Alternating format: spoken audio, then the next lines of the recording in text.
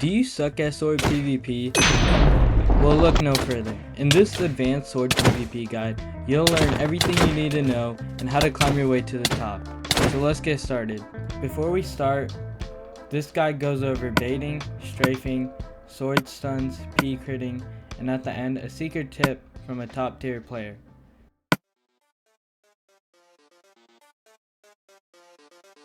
There's two main ways of baiting, hit select baiting and engagement baiting. The first thing I'll be going over is hit select baiting.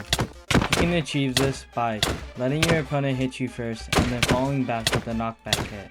This can easily help you start combos.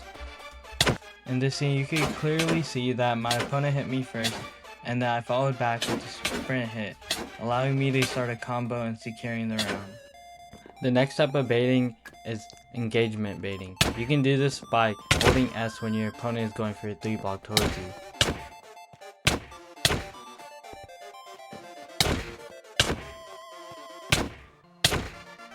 The next category is strafing, and I'll go over certain things you need to know about strafing before you actually use it. When strafing, you deal more KB, but likewise, you also take more KB.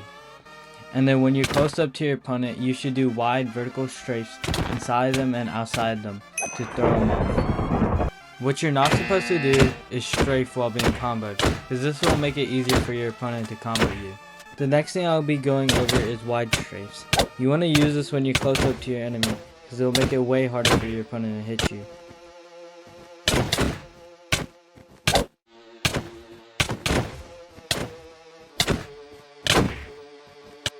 The next thing I'll be showing you is micro strafing. This kind of ties in with baiting, so you're basically just baiting a hit.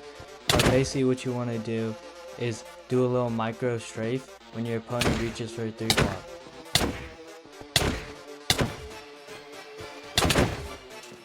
Now the final thing is kind of simple but really important.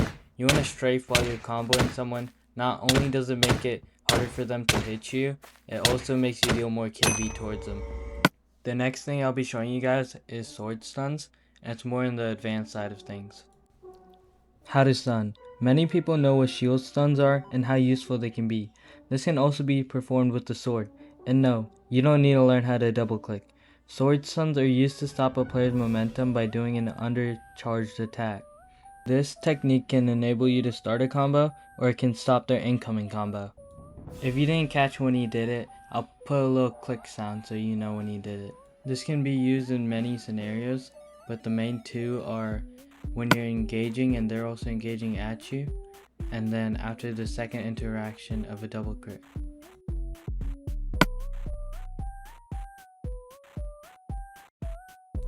The next part of this guide goes over P-critting.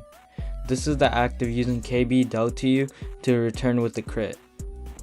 The next thing I'll be going over is double critting. This happens when you crit someone and your opponent KB hits you and then you respond back with another crit. The next thing I'll be going over is crit deflections. You can achieve this by doing a KB hit when you're in a crit chain.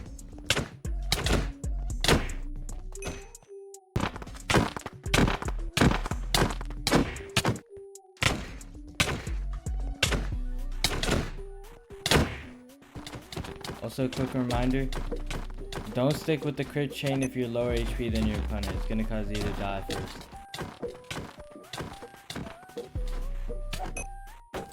Now, I'll be telling you guys the secret tip from a top tier player. Jackson, a current low tier 2, says if you're high MS, you want to jump in for like every trade, because you're gonna get a falling sprint hit almost every time. That basically summarizes the guide up. I hope you guys learned a bunch of stuff, and Clown Pierce, please fight me.